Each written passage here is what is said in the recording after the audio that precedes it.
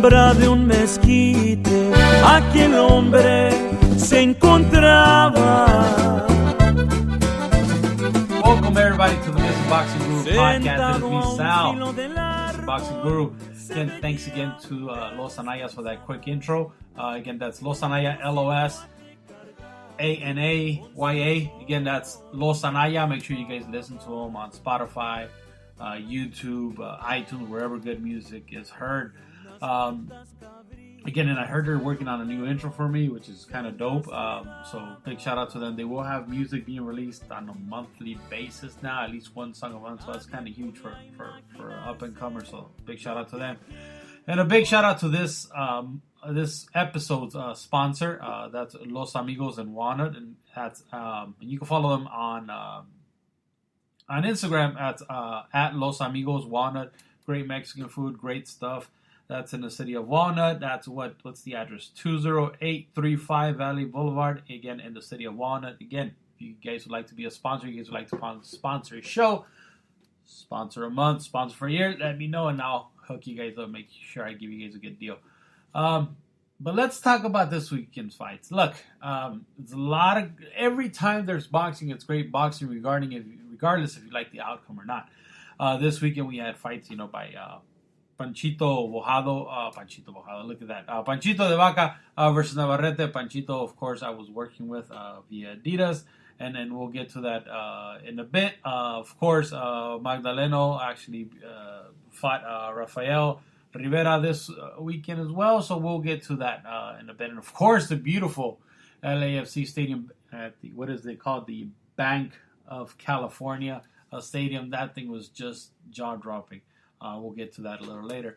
But again, main thing, first things first, let's talk about the main event. The main event was, again, where Panchito de Vaca fought Emmanuel Navarrete from Mexico, El Vaquero. And Vaquero was able to beat and knock out, or stop Panchito de Vaca, I believe was the third round. So, yeah, that's that. Look, Navarrete is obviously a monster, a guy that looks like he's ripping from the seams, when it comes to the 122nd Division. Panchito is a kid that dared to be great. He was up to the challenge, and he failed. He lost. Plain and simple, no excuses. Could he have done things better? Of course, man. We could all sit back and criticize. He could have just, tried boxing him again, but I think he got a little hot-headed and he got tagged and he didn't like it. He went for it, and the game plan wasn't, I believe, at least me. Again, I'm making an ignorant assessment here, but I don't believe it was to try to take the fight to the much bigger, much stronger Navarrete. But Navarrete is the goods. Navarrete deserves to be the champion. He's obviously he's not a fluke. Maybe some folks thought he might have been a fluke because he beat Dogbo the way he beat Dogbo. He kind of out-hustled him. He came back around and did the same thing to Dogbo in a rematch, in his first title defense. And now in his second title defense, he goes up against the undefeated Panchito de Vaca, and he's able to stop him. Now, what's next for a kid like de Vaca? In my opinion, he needs to hold his head up high. He needs to know that the folks around him, because he has a good team, so he needs to understand that the folks around him support him. He gave the fans not the fight that was perfect for Panchito, but the fight that was perfect for the fan base. Even if the fan base at the end of the day, start, say what they want, and but Panchito made it for a better event because he decided to trade again. Not the greatest idea versus a guy that big, but he decided to trade. He decided to go for it. Again, I think his ego got the best of him, and that's why Navarrete got the best of him that night. Does it mean that, okay, he's not a world beater? We don't know. Let him see what he can do. Let him see how he can regroup. He obviously has a great trainer, Manny Robles and Estrellita.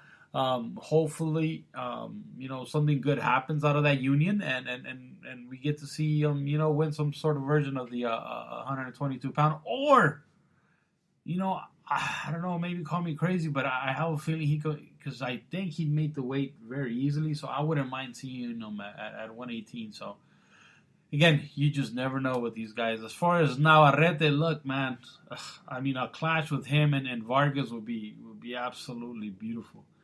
Again, there's so many fights to be made. There's so many fights that are out there for a guy like him. Why not? Again, there's Danny Roman. There's again. We mentioned Ray Vargas. There's him going up in weight because I don't think will be able to make many more title defenses. I think he fights again in a couple of weeks. I don't even know if that's going to be for a championship fight because I think they brought him in to fight in September 13th or 14th, whichever day the Mexican Independence Day falls or whatever day the weekend is that day. On the undercard of Tyson Fury, which again we'll get to that in a bit. But yeah, again, look, the sky's the limit for this kid. He has the reach of Paul Williams, at least for a guy that's 122 pounds. So I could easily see him dominate 122. I could easily see Navarrete dominate 126 pounds, and maybe make himself a comfortable home at 130. Kid is the goods, good for him, good for his team, and I think we got a Mexican champion for a while. In the undercard of that fight, it was Jesse Magdaleno making his long-awaited return. And he actually beat the game, Rafael Rivera. I think it was via decision. I believe it was the 10th round? Was it the 10th or 9th round? One of those rounds. I can't, remember. I don't like writing stuff down anyways.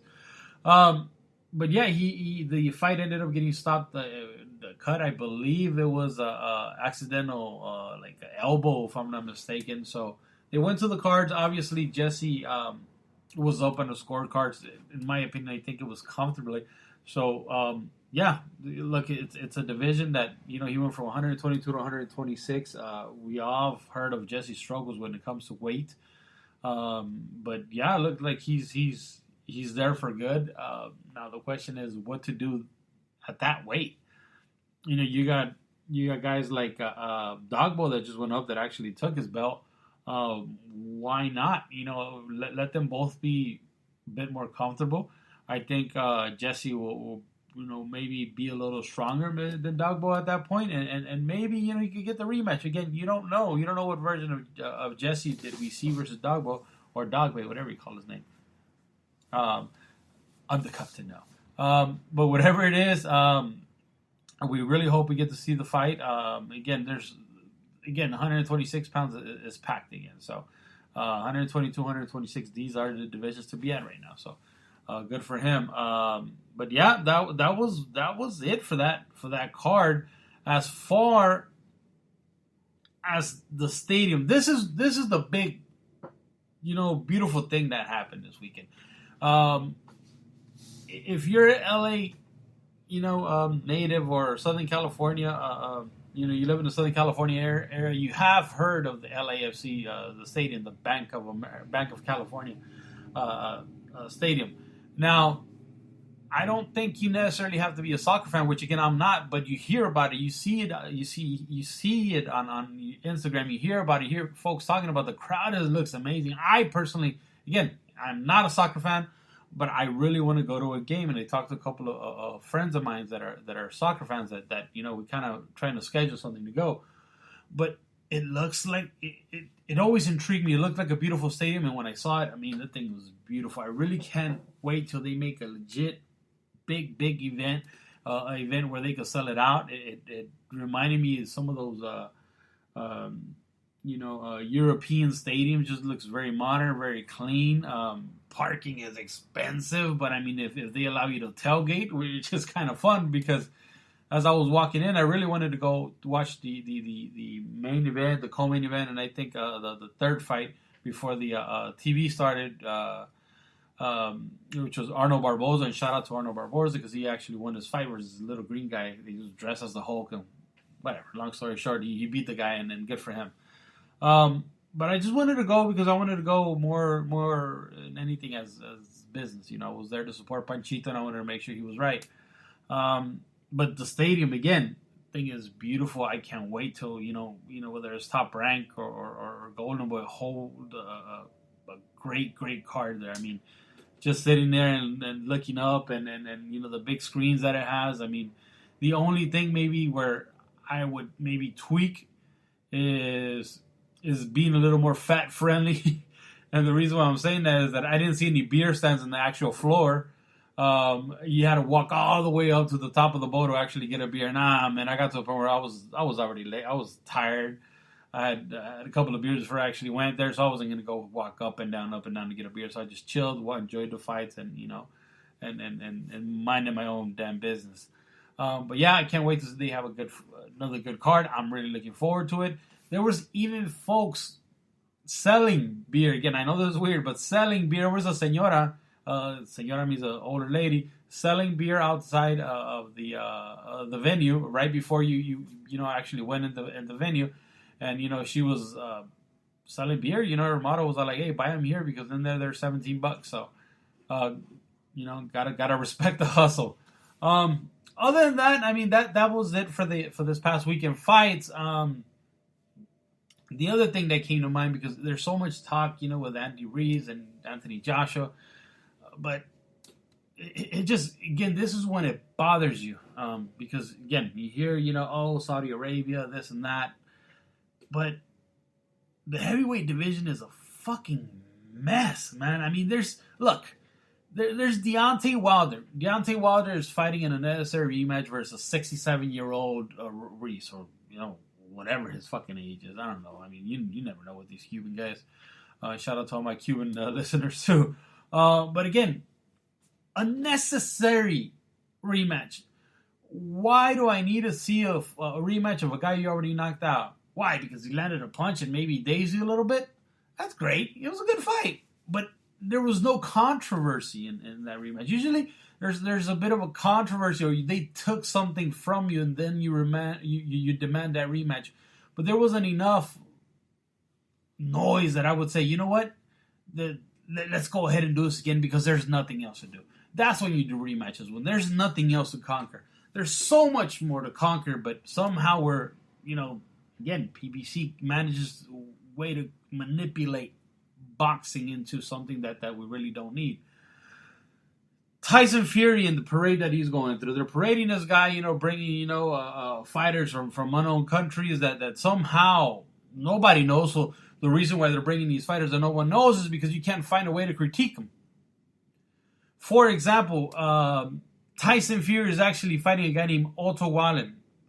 He's the number one fighter in his country. He's the number one fighter in this country, but there's only 4 heavyweight fighters in this country. So number 1 out of 4. That should tell you something about the opposition and the type of top-ranked diet that they're going to. And again, I know I shit a lot on PBC, but in this case, Top Rank deserves the criticism as well. I mean, look, they're promising, the rematch is signed and is ready to be delivered. But the fact of the matter is that we just don't know, and you keep fighting these guys that honestly wasting our weekend. And I was already pissed because Golden Boy's not having the classic Canelo fight or the big fighters not fighting, but to bring in a Brit and make them fight on September 14, 15, whenever that date actually lands, it's kind of adding insult to injury. I get it, now they added Navarrete, but that doesn't fix it in my opinion. So yeah, this Otto Wallen is even, actually he does have a world ranking. He's number 47 in the world. Man, gotta love Top Rank. Andy Ruiz versus Anthony Joshua, that's another mess too. The rematch is still not done. The fight should have been announced. The fight should have been in the UK. Why is there rematch clauses when you can't really use them? That's what I don't understand. If there was a rematch clause, again, I'm sorry, Andy Ruiz was given an opportunity. He signed up for the opportunity to make millions of dollars. He signed up for the rematch. Again, so what was the rematch clause intended for? Why is there so much talk in the media? Why is there so much folks? I mean, is it just them pulling our leg and this just a big marketing ploy? I mean, I get it. It can be. I mean, I personally, if I was on their side, I would have done it. But again, as a boxing fan, you can't help but,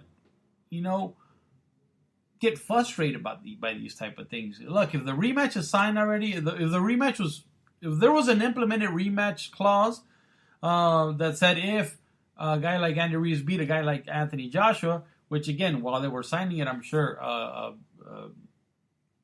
the Joshua team, thought it was laughable, but they got the immediate rematch. Why isn't it done? Why isn't it signed and whatnot? So again, that's a mess on its own. So again, what bothers me here is that the heavyweight division is a fucking mess, yes, but it's such a beautiful division. It has such key players, so many interesting characters from all places, all corners of the world. You got a Mexican heavyweight. That's unheard of. You got a guy that the guy that's shaped like me, fighting a guy that's looked like he was chiseled. And then you got a guy that's built like a basketball player, that somehow entered the heavyweight division and has this freakish strength that's just. I think it's one of those that type of strength that skips generations. Just not skips. I'm sorry, maybe I'm using the word wrong, but goes through generation. I think he's probably one of the hardest punchers that ever lived. Deontay Wilder is. Again, I know you historians might correct me, but that's just how it looks. And then you got a guy that looks that's built like a fucking flamingo. That's upper body is that of a midget, but somehow has like what it looks like 17-foot legs. In Tyson Fury, again, it's so different. It's so odd. It's so beautiful. The heavyweight division is beautiful, but fuck to the big heads, the top dogs, the promoters, the managers, the quote unquote what do you call them, advisors are fucking it up. Imagine if these guys actually had the ability to fight each other. And only by fighting each other do we actually get to see who really is the man. Look, I think the heavyweight boxing gods threw a curveball, when it came to Anthony Joshua and getting us that fight with Andy Ruiz, and somehow what was expected to be a predictable fight between Anthony Joshua and Andy Ruiz, they gave us a great fight where I guess it gave us hope that, look at this heavyweight. This is what it was supposed to be. One punch can change everything in the heavyweight division, and somehow we're watching it,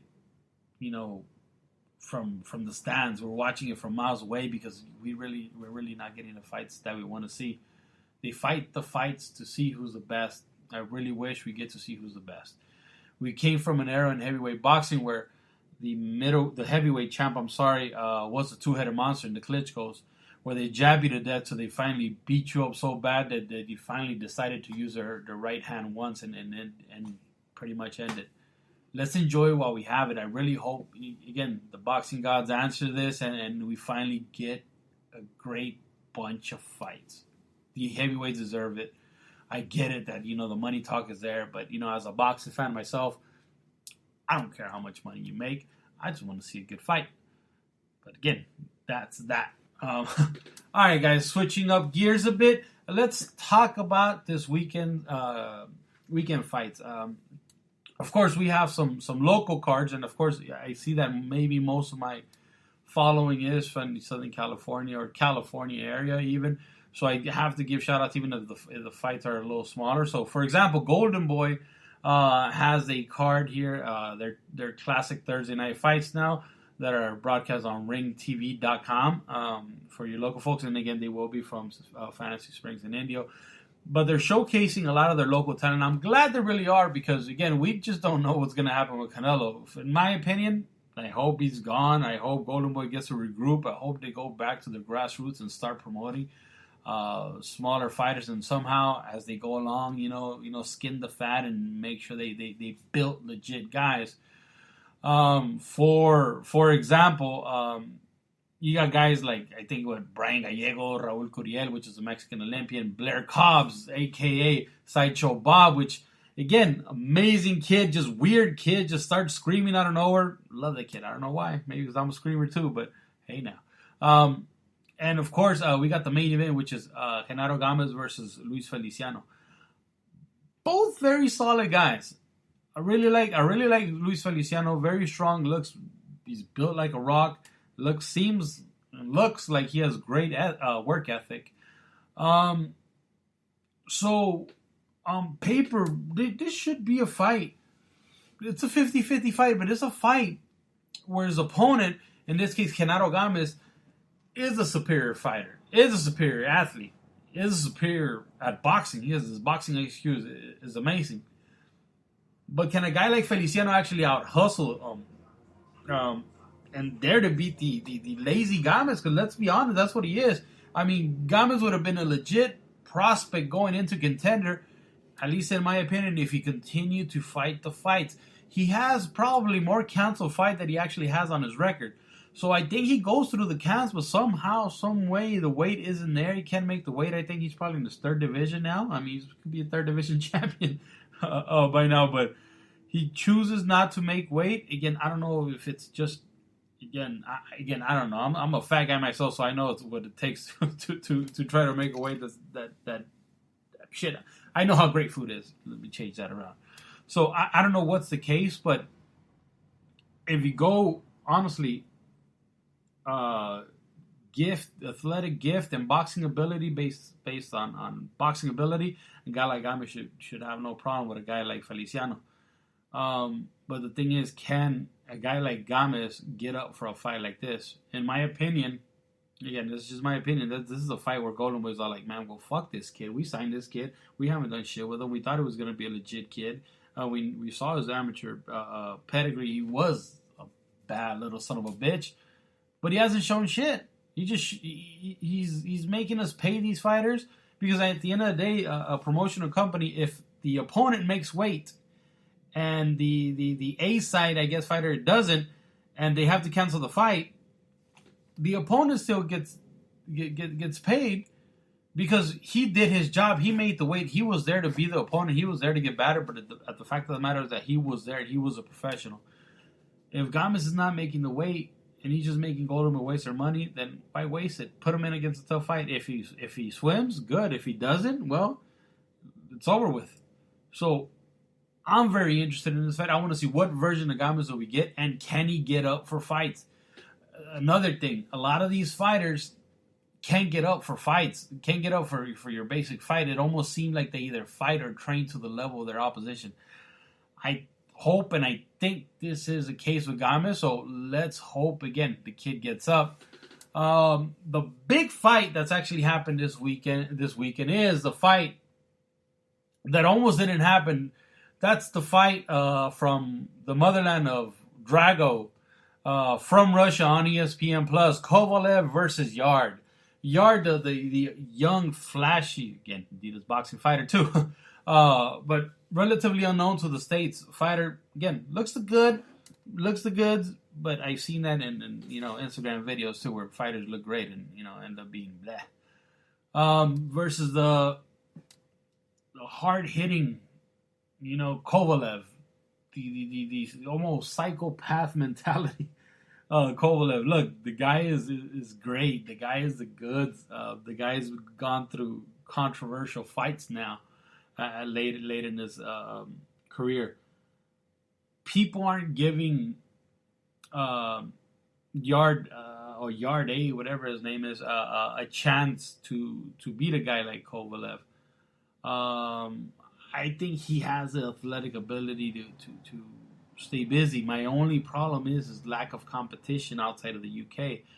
Not to knock a lot of the UK guys, but they are a bit robotic, when it comes to fighting. So fighting outside of the UK is always a great thing. That's why a lot of these guys are coming out and learning new abilities. Learning how to dig that left hook to the liver.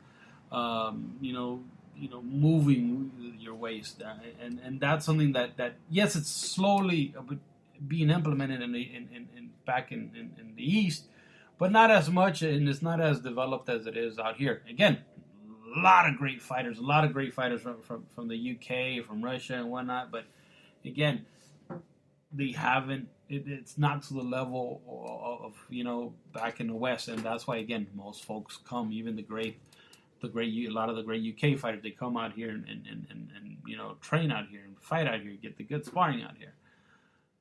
But again, back to the initial question, can a guy like Yarde upset a guy like Kovalev? I think he can. I think he has the abilities, the speed, the movement. I think if he almost mocks to a certain extent because he has the athleticism of an Andre Ward, so if he could somehow come close to that, why not? Give the guy angles, go to the body, dig a little deep. Again, based on his European background, I don't know if he can. We've seen the great work that Buddy McGirt has done with Kovalev in the rematch on Kovalev's last fight versus the Colombian. If you guys don't remember, Kovalev lost that fight versus the Colombian, and Kovalev was able to come back, use his jab, a beautiful jab that Kovalev has. He was able to fight off the back foot and put on a great performance. Something that you were like, okay. At Kovalev's old age, he's still able to look good. He has the ability to, he has the power. The power was never in question. The power is the last thing to go. But now can he box? And I think he did a great job boxing in his last fight. And I think he has the ability to do so again, as long as he doesn't get crazy. If he's able to box just like Buddy McGirt made him do in his last fight, I don't see why this can't be an easy night for Kovalev. But again, I think we are disregarding Yarde a bit too much. I think he's the guts. I think he's legit. And I think he has the ability to mess with everybody's plans of Kovalev fighting Canelo. Now, if he doesn't, remember the fight is in Russia. It is in Kovalev's, I guess you could say, homeland there. So can Yarde win a decision versus a guy like Kovalev, a guy that's not very easily knocked out? I think, again, Andre Ward's been the only one that's been able to do that. So, again, it's up for grabs. I personally, I hope, I hope Kovalev wins. I want to see the Canelo fight, but I wouldn't be mad just for the for the trolling if they fuck up Canelo's plans again. Just for shits and giggles. So I wouldn't even be mad if Yarde wins. And I wouldn't be surprised either. Honorable mentions because the great Mexican champ Juan Francisco Estrada, El Gallito, is fighting, or Gallo is fighting this weekend. Versus Dwayne Beeman on the zone, actually from Hermosillo, Mexico. So that should be a good fight. On its own. So make sure you guys watch that. So again, fights on Ring TV, ringtv.com. That's on Thursday night fights. Of course, ESPN Plus. That's the Kovalev fight, and I believe that should be fairly early. And of course, at night, Juan Francisco Estrada versus Dwayne Beeman on the zone from Hermosillo, Mexico. Guys, that is it. Again, I know there's a bunch of new podcast subscribers. Thank you guys so much. Really can't thank you enough.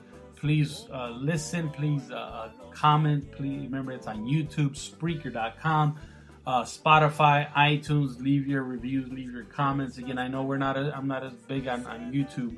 Actually, I think it's about 3 people that listen.